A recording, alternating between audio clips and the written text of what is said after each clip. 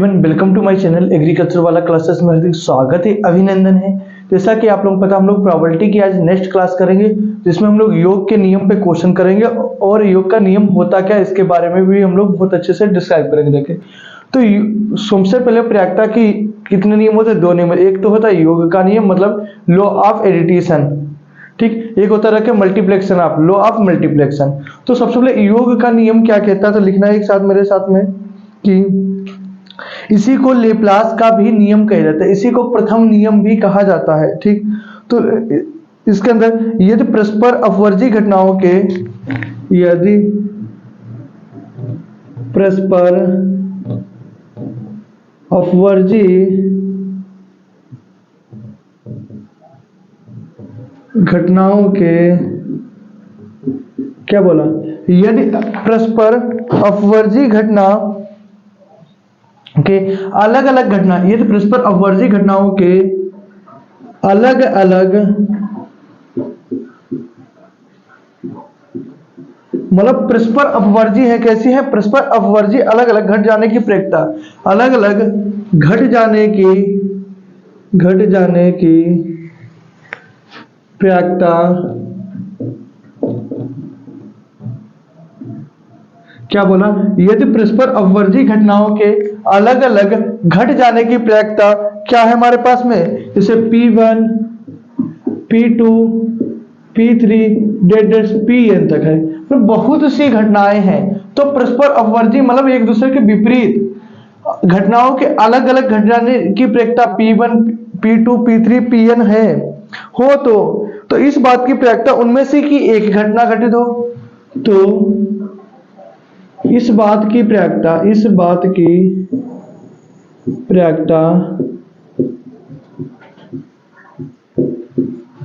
कि उनमें से एक घटना, कितनी घटना? उनमें से एक घटना घटित होने की, जब बोलेंगे एक घटना घटित होने की प्रायिकता बोलेंगे जाके, तो देखो एक घटना बोला तो क्या करेंगे, P बराबर P1 plus P2 plus P3 P4n। मतलब अगर एक घटना घटित होने की बताएंगे तो एक चीज लगाएंगे, क्या लगाएंगे? P1 P2 P3 debtors. अब यहीं पे अगर क्वेश्चन बोल रहे कि दो परस्पर अपवर्जी घटना है, क्या दो परस्पर अपवर्जी घटना A एंड B, यहां पे तो एक ही घटना घटित हो रही है, यहां पे कितनी घटना हो रही है? दो घटना। तो दो घटना को हम डायग्राम के जरिए भी समझ सकते हैं, इन फार्मूले की तरीके से समझेंगे तो हम लोग को बहुत अच्छे तरीके से समझ में आएगा। तो क्या करेंगे, P A या V, यहां पे यूनियन का भी चिन्ह लगा सकते हैं, क्या यूनियन का भी चिन्ह लगा सकते हैं, मतलब इस तरीके से भी हम लोग डिनोट कर सकते रखे हैं। तो क्या करेंगे, P A यूनियन V, और एक बार आपस में क्या हो जाएंगे, हमारे पास में हो जाएंगे रखे, तो बराबर इसको हम क्या लिख सकते हैं? देखो इसको इस तरीके से भी इधर देखना, इसको या तो ऐसे लिखना या तो ऐसा, फार्मूला आपका यहां से चालू होगा। हम इसी को दोनों तरीके से देखो, जैसे दिखाया क्या इस तरीके से, तो क्या देगा, P पहली घटना जुड़ जाएगी प्लस PV, तो दोनों घटना क्या हो जाएंगी हमारी आपस में जुड़ जाएंगी जाके।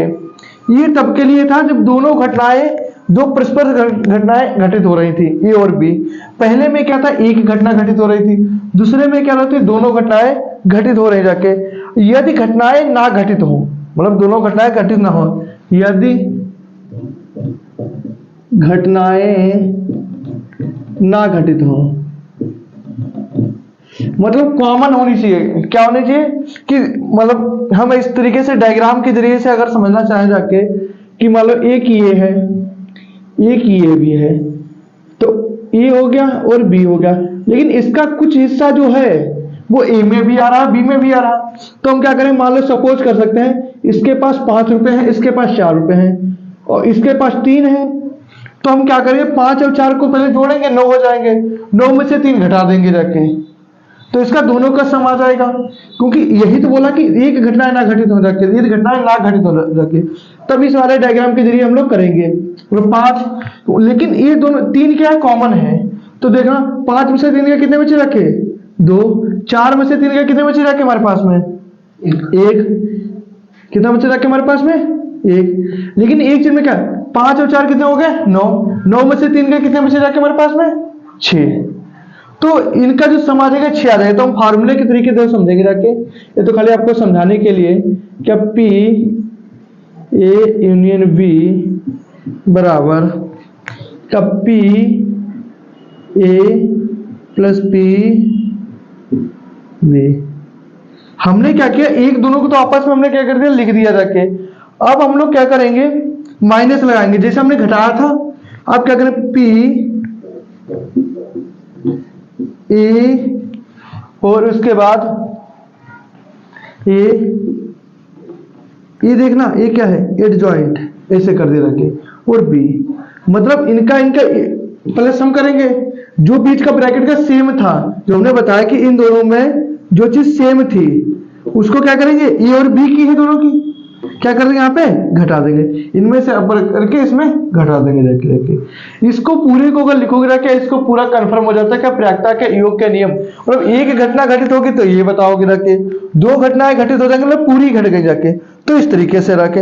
अब इसमें क्या घटित ना हो, मतलब समझो अपनी भाषा में समझते हैं जाके, इसमें तो है कि ए का हमारा रुपया है तो मेरा हो गया, बी का अपना रुपया अलग अलग हो गया, जोड़ जोड़, लेकिन इसमें क्या आगे रखे कि कॉमन हो गया जाके, बीच में से, मतलब हम इस तरीके से कह सकते हैं कि जो घटनाएं हैं ए एंड बी, तो इसमें जो दोनों का पैसा है कॉमन आ रहा है, तो कॉमन वाले को हम लोग क्या कर देंगे, घटा देंगे जाके।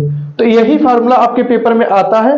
तो आप योग के नियम को ये वाला फार्मूले से दिखाओगे, तीनों फार्मूले भी दिखाओगे, लेकिन ये वाला इंपॉर्टेंट है, आपके पेपर में आया भी हुआ था, आया था, ठीक। अब इस पे हम लोग क्या करेंगे जाके, यहां पे क्या हो जाएंगे, दोनों घटनाएं घटित हो जाएंगी जाके, दोनों घटनाएं घटित हो जाएंगी। आप इतना उतारो फटाक से। इसके बाद हम लोग करते हैं प्रायिकता के योग के नियम पे इंपॉर्टेंट क्वेश्चन।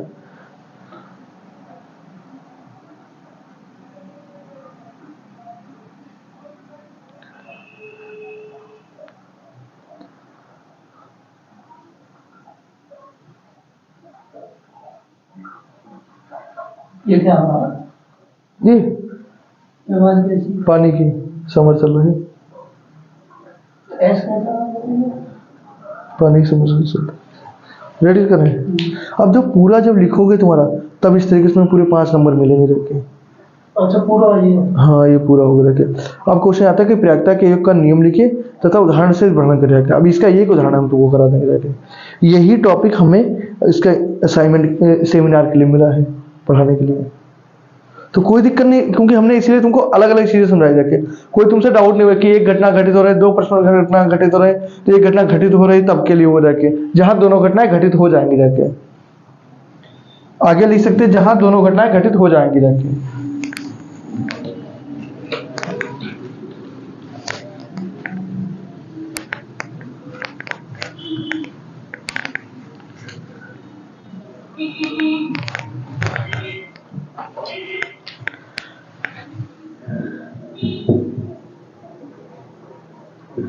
अब देखो, अब इस पे हम लोग क्वेश्चन करेंगे जाके, मतलब जैसे हमने प्रायिकता के योग का नियम पढ़ा, अब क्या ये नियम फॉलो हो रहा कि नहीं हो रहा जाके, तो हमने क्या किया, यदि ए प्रश्न द्वारा, हमने किसी नाम के ए प्रश्न द्वारा, क्या ए और बी सी डी कुछ भी आप मान सकते रखे, ये सपोज डेट नहीं है कि एक ही जाए, ये द्वारा, मतलब ए द्वारा हल किया गया कार्य, ए के द्वारा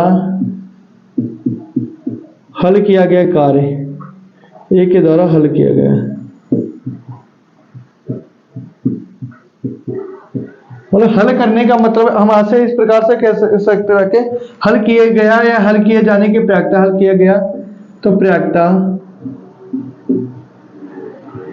कितनी आ गई, 1/4 आ गई।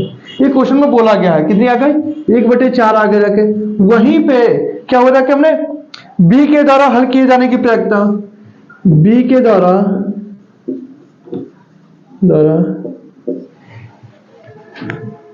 हल किए जाने की प्रायिकता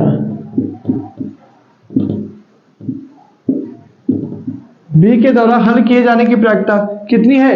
1/6 है, 1/6 है। तो उन दोनों में से किसी एक के द्वारा हल हो, तो उन दोनों में से एक के द्वारा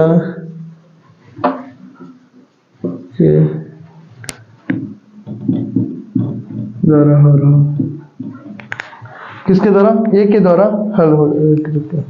अब देखो इसको हम फार्मूले की तरह देखो, हमने क्या लिखा था? P A यूनियन B बराबर P A plus PB minus P A B। ये तो लिखा था आपको। A की वैल्यू कितनी आ गई? 1/4। B की कितनी आ गई? 1/6। लेकिन दोनों की चीजें सेम, एक में दे ही नहीं रखी, तो इसकी वैल्यू कितनी हो गई? 0। इसका एलसीएम ले लिया, कितना आगे रखे? 12। भाग करोगे तो कितना हो जाएगा? 3 + 2, 6 दूनी 12। तो कितनी आ गई हमारे पास में? ये साथ में चलता रहेगा हमारा। P A यूनियन B बराबर 3 2 5/12।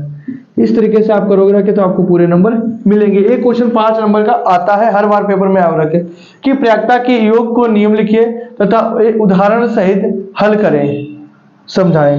नोट करो। इसके बाद हम आपको बताते हैं कि प्रायिकता के गुणन का नियम, मतलब मल्टीप्लेक्शन, लॉ ऑफ मल्टीप्लेक्शन या लॉ ऑफ मल्टीप्लाई। मतलब क्वेश्चन उन दोनों में से एक के द्वारा हल, मतलब हाँ, एक के द्वारा हल किया गया रखे, ये तो लिखा था। क्या है? इस बात की प्रायिकता उन दोनों में से किसी एक द्वारा हल हो जाके रखे, मतलब ये आपस में मिली जुली नहीं रखे, इसलिए है रखे। और दोनों हो तो दोनों वाला क्या करता है, यहाँ पे कुछ ना कुछ वैल्यू सेम आती रखे। मतलब यहाँ की जगह पे कुछ और क्या आ सका, क्वेश्चन चेंज करेगा, मतलब नहीं यहाँ इन दोनों में से एक के द्वारा हल, यहाँ की जगह और हाँ, कुछ भी अगर दोनों में से दोनों आ जाए, एक के द्वारा दोनों, तो दोनों आ जाएगी। मान लो देखिए हमने क्या डायग्राम के जरिए समझाया था, ए और ए, तो ये चीज आ गई थी। मान लो इसको 6 मान लिया, ये 2 हो गया रखे, ये 8 हो गया रखे। तो ये 2 जो आता है इंटरसेक्ट वाला पॉइंट कहाँ आता है? यहाँ पे आता रखे। तो हम क्या करते हैं, देखना ऐसे देखो, तो हम क्या करते हैं, मान लो ए की वैल्यू हमने मान लिया रखे, कितनी आगे रखे? यार 1/6 और गुणे और 1/4, इनका आपस में सॉल्यूशन करके इसमें से घटा देते रहते हैं। अब इसी पे क्वेश्चन करा रहे, उतारो पहले। तो सेकेंड नंबर का क्वेश्चन है हमारा टिकट की गड्डी वाले क्वेश्चन है, बहुत अच्छे क्वेश्चन है। इसी के एग्जांपल के बेस पे लिखेंगे। तो लिखो 30 टिकटों की एक गड्डी में से 30 टिकटों की एक गड्डी में से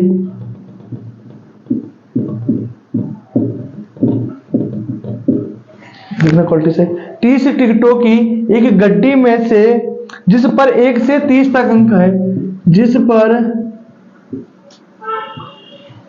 1 से 30 तक अंक है, 30 तक अंक है। क्या बोला हमने? 30 टिकट की एक गड्डी है जिसमें 1 से 30 तक अंक है, जिसमें से एक टिकट निकाला जाता है, जिसमें से एक टिकट निकाला जाता है, निकाला जाता है। ठीक। अब पॉइंट नंबर, इस टाइप के हम 2 क्वेश्चन करा देंगे, आपके कंप्लीट हो जाएंगे। पॉइंट नंबर 1 ये कहता है कि प्राप्त नंबर 3 या 7 से विभाजित हो। प्राप्त नंबर 3 या 7 से विभाजित हो। विभाजित हो। पॉइंट क्वेश्चन नंबर 2 5 या 7 से विभाजित हो।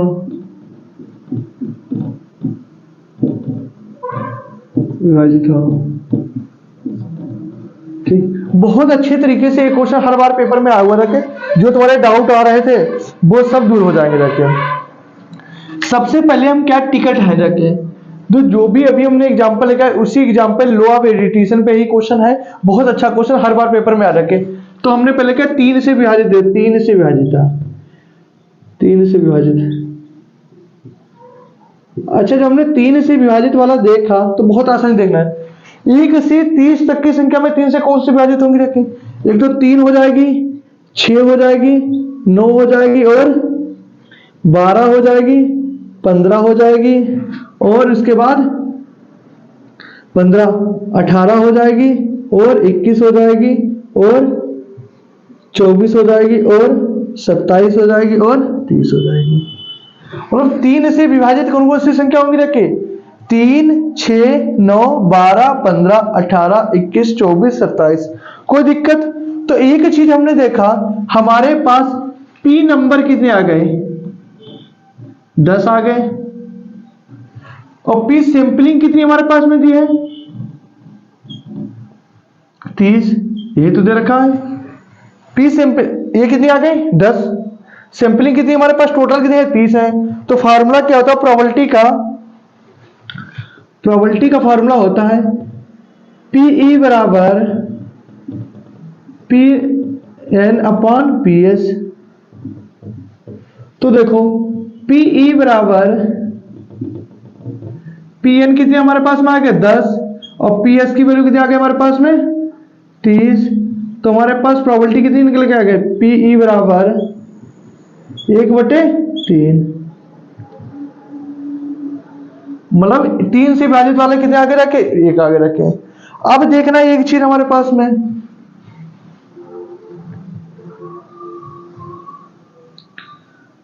पॉइंट तो 2 में क्या गया, 7 से विभाजित, क्या बोला, 7 से विभाजित। तो देखना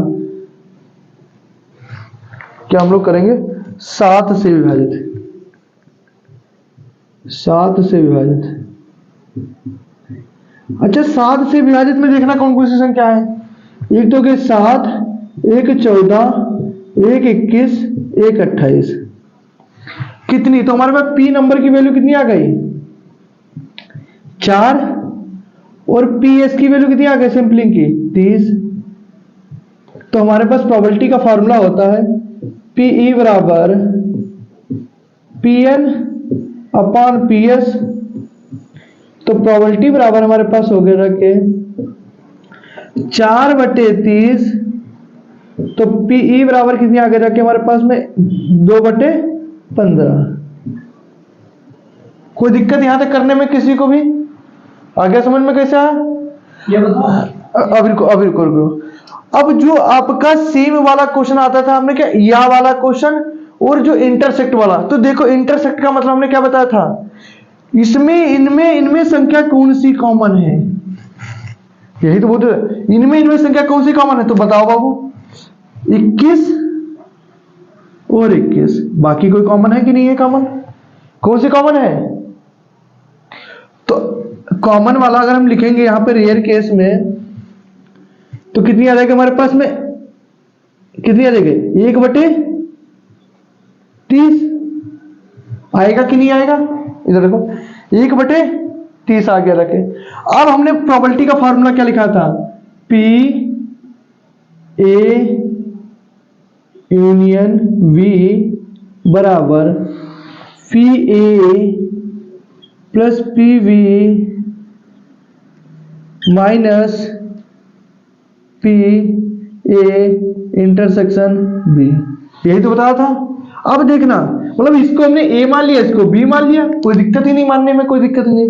अब देखना P A की वैल्यू कितनी आई हमारे पास में, 1/3, V की वैल्यू कितनी आई है, 2/15। अब देखो इनमें और इनमें कॉमन कौन सी संख्या फंसी जाके, यही तो हमने डायग्राम के जरिए आपको समझाया था कि क्या एक ये हो गया और एक ये हो गया रखे। तो जो 21 आ रहा, ये दोनों में क्या है, कॉमन है। तो घटाएंगे जितनी बार आएगा, कि अगर 2 संख्या होती तो 2/30 होता, चाहे फार्मूले से कर लो चाहे डायरेक्ट कर लो। तीन संख्या होती तो 3/30 मतलब 1/10 होता, 4 होती। तो इसमें संख्या ये कॉमन आपस में कौन सी दिखी? एक ही दिखी, बाकी और कोई है नहीं है ना। तो माइनस का क्या लिखे? 1/30। कोई दिक्कत? एलसीएम कितना आ गया? 30। 30 से क्या 10 बार, 10 एकम 10, 15 दूनी 30, 2 दूनी 4, माइनस 10 और 4 कितने हो गए रखे? 14 माइनस 1 इजकल टू 30। तो कितना आगे रखे? 30/30। ये क्या क्या हमारी? इस तरीके से क्वेश्चन आपको करना पड़ेगा रखे। अब देखो क्वेश्चन नंबर हमारा सेकंड है कि 5 या 7 से विभाजित होने वाली। तो देखो 5 क्या विभाजित था? 5 से विभाजित है।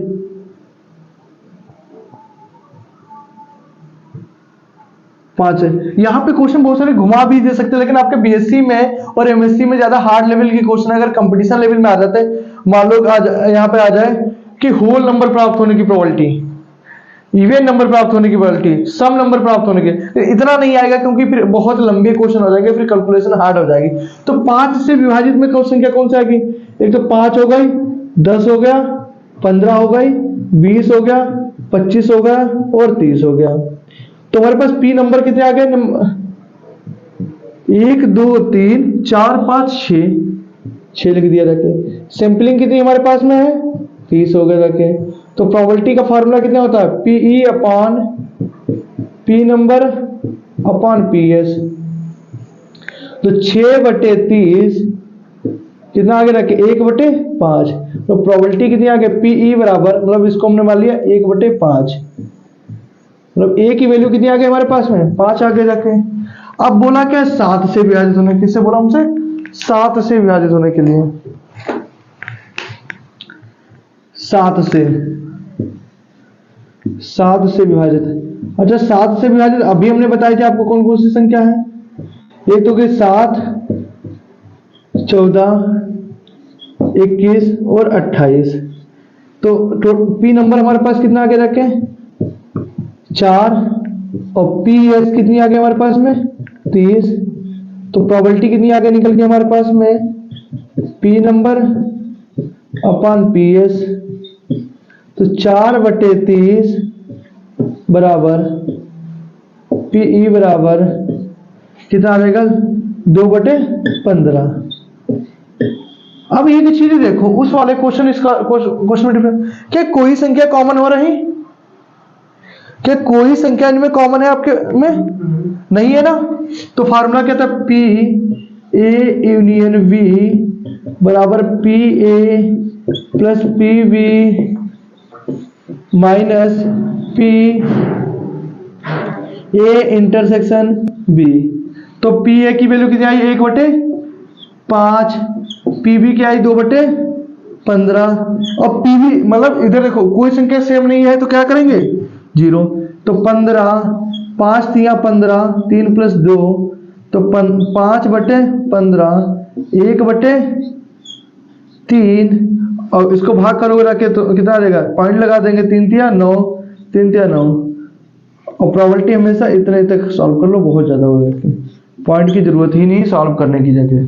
तो इस तरीके से क्वेश्चन अगर लो आप एडिशन पे आते हैं तो फर्स्ट क्लास हमारी कंप्लीट होती जाके। और आपको यहाँ तक कोई डाउट है कि लो ऑफ एडिशन कैसे करेंगे और इस पर बहुत अच्छे से हम लोग न्यूमेरिकल कर सकते हैं, आशा करते हैं आप लोगों को क्लास बहुत पसंद आएगी। Okay, thank you.